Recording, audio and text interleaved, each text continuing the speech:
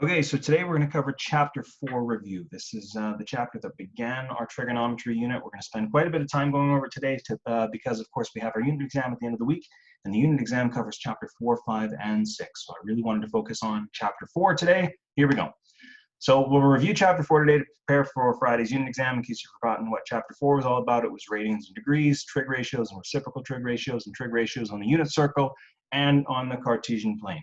Now, today's going to be mostly, or entirely really, a you try, I go over type of lesson. There's going to be one little thing at the very beginning today where we're looking at what a radian is, but we'll get to that when we get to that. The questions we're going to look at today are going to be, for the most part, problem-based. So in other words, I'm not going to hit you with just the base level questions. Sorry, but I am going to hit you with some questions that are a little bit more higher level and deeper thinking. But again, it just reinforces the stuff we've learned back in chapter number 4. And yeah, anyway, so remember the unit exam is going to cover all 3 of those chapters. Tomorrow's Zoom meeting, so the Zoom meeting on Thursday, is going to be a mix of review problems, and I'll take in questions from you guys and I'll help you out one-to-one and tell you exactly what you need to know for that exam. Anyway, let's not waste time. Let's get going. So what are radians again? Well, let me remind you, a radian is basically just a way of measuring an angle such that it's based around both the radius and the arc length, right? So 1 radian, as this shows right now, is the angle. 1 radian is the angle at which your radius is the exact same as your arc length. So half of a circle, as you can notice, is a little bit more than 3 of those radians, or in other words, it's exactly pi radians, and therefore a full circle is 2 pi radians. Now there was a formula that went with this. It said A equals theta times r, but again, this formula only works if theta is measured in radians. Now, in case you're wondering how we can get radians, especially if you have degrees, well, let's say you have degrees and you want radians, then you just take your degrees and you times them by 2 pi over 360. And again, the whole idea is we're canceling out our degrees and we're making it equal to the radians that are on the top. If you wanted to go the other way around, let's say you had radians and you wanted degrees, you would just take your angle and times it by the exact same thing, just flipped around. So in other words, 360 over 2 pi. Okay? Now, it's not very often that we have to do this, but every now and then it is useful, especially if the question says, oh, answer in both degrees and radians. Once you find it in either degrees or radians, you can just switch to the other unit using these conversions, right? Now, this formula is on your formula sheet. You don't have to worry about it. I think on your formula sheet, though, it says theta equals A over R. It's the exact same thing. You just rearrange it. Anyway, moving on. Ooh, if it's going to let me move on. There we go. All right, so here's where we start the you try, I go over kind of thing. Given that the exact value for the secant of an angle in standard position is secant theta equals 7 over 3, find the possible exact values for tan theta. Pause the video here and I'll go over it in just a second. All right, so here's how I would personally go over this. First of all, we see we have secant. Secant is garbage. We don't like dealing with that. Let's change it to what we're used to. Secant is a reciprocal of cosine, so it's cosine of theta equals 3 over 7. Now that's a lot more useful. One thing I'll tell you right off the bat is because I see cosine as a positive number, I can tell you right now by the cast rule that we're going to be in one of these 2 quadrants, or both of the quadrants, really, depending on your perspective, right? But we're in these quadrants because cosine is a positive number, and it's only in these quadrants that cosine would be positive. We are looking for what tan theta is going to be equal to. In quadrant 1, we can see tan theta is going to be some positive number, but down here in quadrant 4, tan is going to be a negative number, so we have to be prepared for that. Well, to tackle the rest of this question, let's recognize that cosine is adjacent over hypotenuse. That's the definition of cosine. That's exactly what the cosine ratio is equal to. It's the adjacent side of a right triangle divided by the hypotenuse. So let's set this up as a little picture, right? So if we had a triangle in our first quadrant and our adjacent side to our angle, and the angle is always, of course, at the origin, the adjacent side is 3, and then the hypotenuse is 7. We'll have a right angle down here in the corner. We can now figure out what this opposite side, which I'll call y, is equal to, right? So in other words, to find y, we can just use Pythagoras. We could say that 3 squared plus y squared equals 7 squared, or in other words, rearranging this, we get y squared equals 7 squared minus 3 squared, or in other words, y squared is equal to 49 minus 9. Really breaking this down here, y squared is equal to 40. Therefore, y is going to be equal to the square root of 40, and we leave it right there because it does say an exact value. If you actually take the square root of 40, you get an irrational number. It's like 6 point something. Don't do that. Just leave it as a square root. That honestly makes our lives easier too. Exact values actually are easier than rounding it to a decimal. You don't even have to touch a calculator for this, right? So there you go. That's your value of y. Now for tan. tan of theta. Remember, this is theta here. Remember that tan is equal to opposite over adjacent. So the opposite side would be y and the adjacent side would be 3. So we can say in quadrant 1 that tan theta is going to equal the opposite side, so square root 40, over the adjacent side, which is 3. What about quadrant 4 though? Down here in the C quadrant, right? Well, if you think about the C quadrant, the only thing that changes, it's not your x, so it's not your 3, it's actually going to be your y. Your y flips upside down. So instead of positive root 40, we're actually going to have negative root 40 instead. So we'll say tan theta is equal to negative root 40 over 3. Now you didn't have to break it down to say Q1 and Q4, right? If you didn't do that, that's fine. But as long as you had both of these answers, that's what we need. It's very common for people just to get one or the other, but make sure you're checking back at that cast rule because it does illustrate a different story when you're really looking at it that way. Another thing that you could have done is when you took the square root of 40 over here, you could always remember that when you're square rooting a number, it's plus or minus. That would have dealt with it just fine as well. Okay? Anyway, moving on. All right, here we go. It's a diploma question. Ooh, you're probably wondering why I'm giving you a diploma question since there's no diploma exam. Well, it's just because I thought this was a good one, right? So I thought it was a decent question. So a maple leaf is caught between a car's windshield and the windshield wiper. The windshield wiper is 50 centimeters in length. That's in total, as you can see here, and sweeps through an angle of 145 degrees. The leaf traces a 100 centimeter long arc across the windshield as shown below.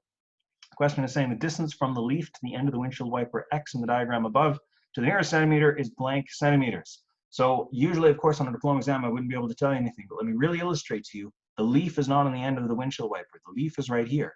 So the leaf isn't actually fulfilling a radius of 50. It's got some different radius going on here. I'll let you figure this one out. Just pause the video here and I'll go over it in a second. All right, so there might be more than one way of doing this, but personally, because we're dealing with an arc length, I used the formula A equals theta times R. But remember, theta, to use this formula, needs to be in radians. Well, that's not a big deal. We have it in degrees, so we can just take degrees, 145, and multiply that by what we want, 2 pi radians, over what we want to get rid of, 360. Well, 145 times 2 pi over 360 is going to simplify to 290 pi over 360. And then that'll simplify down even further if we divide both the top and the bottom by 10, just to trim the fraction down to 29 pi over 36. Didn't really trim down too nice. It's actually still a pretty ugly fraction, but hey, it's better than what we had. So now that we have this, we can use our arc length formula. The question is, why? Why would we be using this arc length formula? Let's think very critically about what we have here. We definitely have our angle. No matter how far out, that angle is still going to stay the same. 145 degrees, 145 degrees, no matter how you slice and dice it, right? Our arc length here of 100 centimeters is not correlating with this full 50 centimeter radius. That 50 centimeter radius goes from the middle of the windshield wiper here to the very tip. The maple leaf, however, which is actually tracing out this 100 centimeter path, is not at a radius of 50 centimeters. It's at a different radius that we'll just call R, from here to here, right? So bottom line is, we have our arc length, we have our angle, but we don't have our radius. Because that's the only thing that's missing in our formula, we can actually solve for it. Why do we care? I'll show you in a second. So arc length is 100. Our angle is 29 pi over 36. And radius is what we're looking for. Just divide away your 29 pi over 36, and you're going to find that your radius is equal to 39.5 centimeters. So 39.5 centimeters is how long the windshield wiper is from the center to the maple leaf. Now the question is asking, however, for this distance x. It's asking for what x is, right? Since it's asking for that x, hopefully you can see it, we can just take the full 50 centimeters and subtract away the radius of 39.5 to find that missing x. So 50 minus 39.5, you probably even just did it in your head, it's 10.5 centimeters. So 10.5 is going to be our answer. Not gonna lie, I'm actually kind of surprised that this number was that high. I think this question is a little bit more challenging than that, but hey, whenever this year was given that this question was on or whatever, they did pretty good, in my opinion, actually. But still kind of a tricky one, definitely a head scratcher. Anyway, moving on.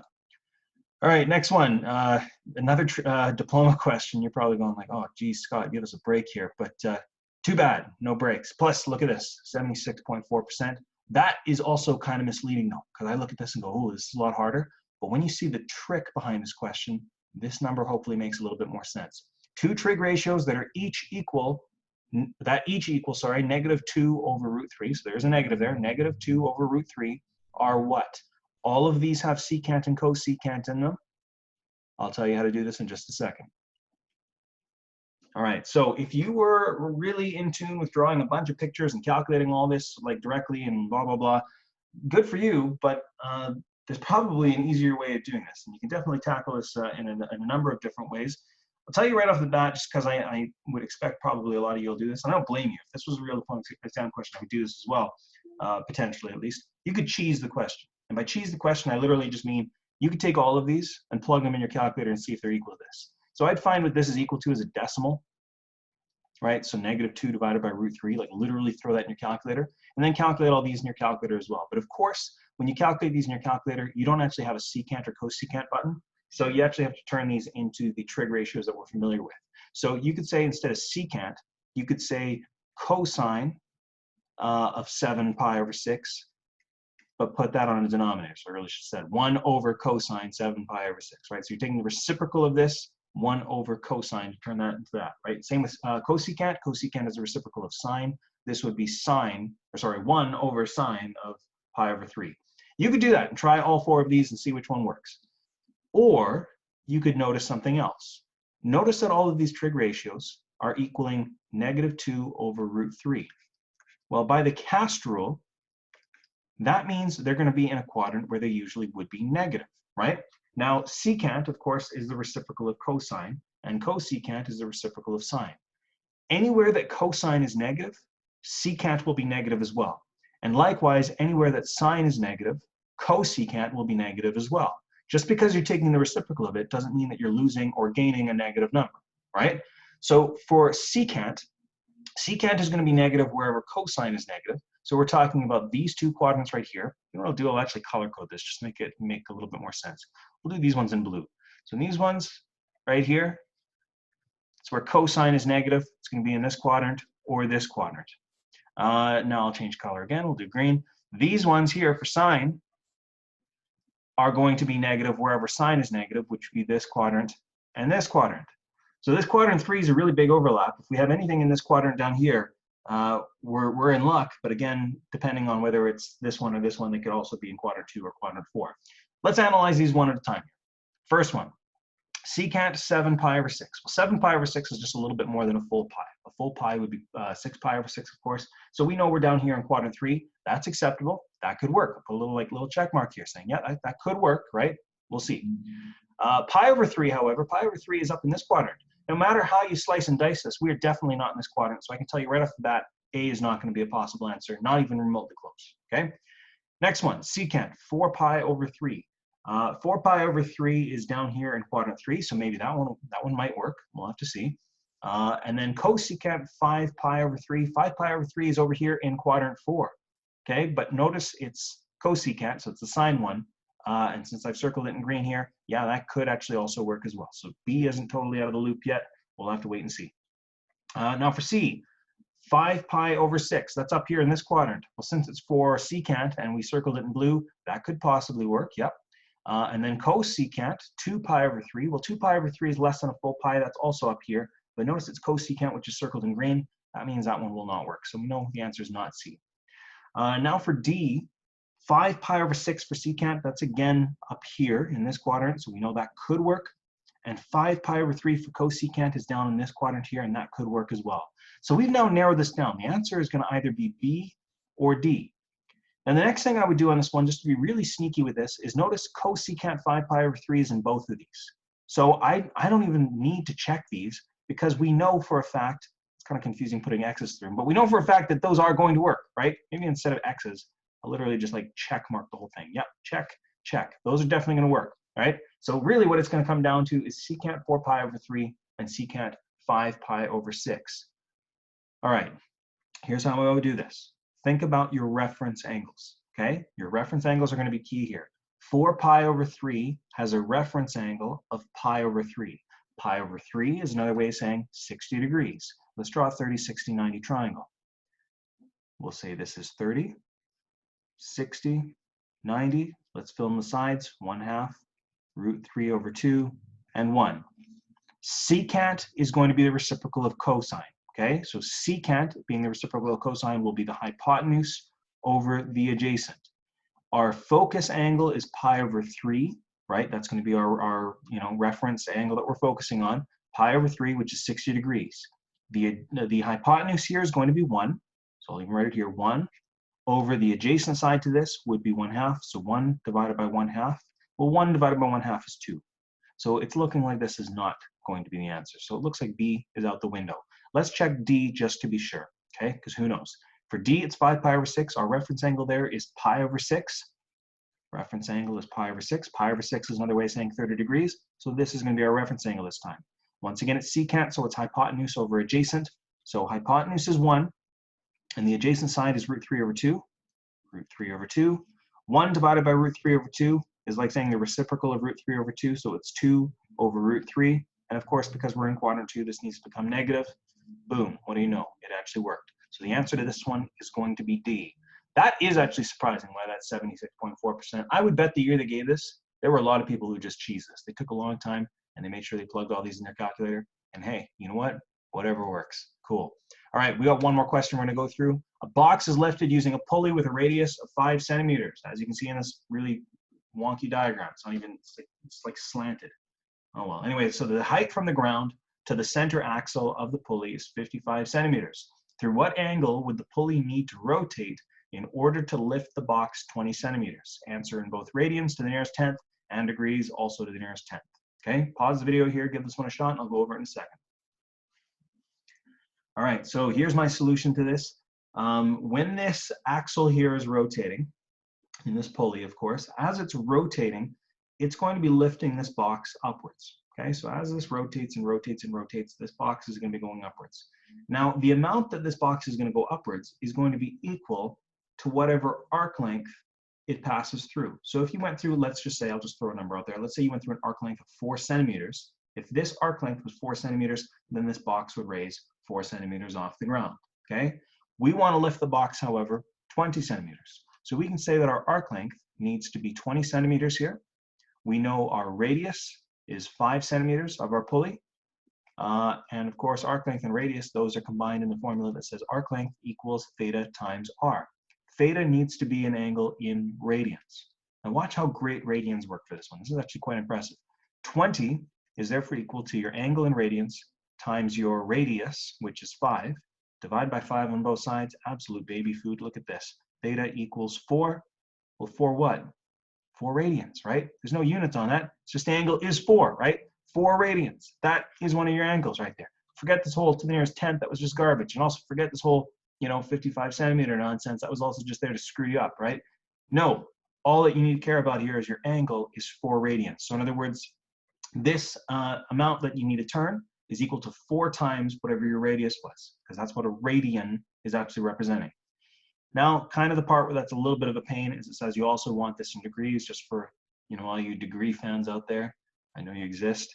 We got to change this degrees. So in other words, we got to say theta is equal to what we want degrees. So we'll take our angle, 4, we'll times it by what we want, 360, divided by what we don't want, 2 pi, right? So as long as these are equal to each other, you're canceling out your radians, and you're getting your degrees. Now, another thing I'll just say before I calculate this, a lot of people have this misconception that radians have to be based around pi. They actually don't. They don't need to be based around pi. It's just usually they are, because pi makes it a nice, more exact answer most of the time. But like I showed you in that little animated picture at the beginning of this lesson, no, you can have 1 radian, 2 radians, 3 radians, pi radians. It's fine, right? You don't have to base it around pi. It's just nice. Anyway, I'll shut up now. We're just going to finish this question off. 4 times 360 divided by 2 pi. Literally just throw that in your calculator, round it to the nearest tenth. I got 229.2 degrees. It's important when you divide by 2 pi, by the way. I know a lot of people have done this in the past. When you throw this in your calculator, you're going 4 times and then bracket 360 divided by, I put this in another set of brackets down here just to be totally safe. Sometimes people do 360 divided by 2 and then times by pi without knowing you're doing that. It needs to be 360 divided by 2 pi. Okay, anyway, bottom line is that's your angle in degrees. So for practice, full trig review. Ooh, here we go. Page 326, questions, and this is where you get your little smorgasbord of a choice here. If you want to do some chapter 4 review, you can do these questions. If you want to do some chapter 5 review, you can do these questions. If you want chapter 6 review, that was identities, everybody's favorite thing, you can try these questions. Now, a bit of a heads up. These questions, I just realized right now, and I'm not going to re-record this whole lesson, I'm already like 20 minutes into this. I just realized I pulled these questions out of an old lesson that I've given in the past. If you see from any of these questions, particularly these ones here, anything asking you to analyze tan, might even be some in here as well, you don't have to worry about them. Now, chapter 4, tan stuff in chapter 4 is fine. The reason I'm saying this is though there was actually a segment in chapter 5 and 6 where there were tan graphs, and we just totally skipped it because it's not an essential outcome. We don't need to know it for this whole distance learning thing. In a normal Math 30 class, yes, we absolutely would. But if you see something like that, if you're like, what on earth, just skip it. And if you have any questions about it, you can let me know. Anyway, tomorrow's Zoom will cover a mix of all 3 of these chapters. Be prepared to solve problems and ask any questions you may still have. It's going to be a very interactive Zoom, very, very important. Our unit exam will open right after that Zoom tomorrow. If you want to finish it on Thursday instead of doing it on Friday, that is fine as well. As always, I'm available for extra help. Send me an email or a remind if you need help. Just another thing, there's only been about 1 or 2 of you in math. I know there's been a few others in other courses that have done this. If you want to have a one-on-one Zoom meeting where I can help you through some problems, that's a thing we can do. We can do that. I have no problem with that at all. Just send me an email, give me a little bit of notice. Don't be like, oh, how about in 10 minutes? That's not going to work. You say, how about in like an hour, right? And if it doesn't work for me, I'll let you know. We'll rebook it some other time. But if you want to have a one-to-one Zoom meeting, we can do that. Anyway, best of luck, guys. Again, as always, please contact me if you are struggling. I don't like not hearing from you guys. It drives me up the wall because I don't know how you're doing. Just let me know. Anyway, best of luck.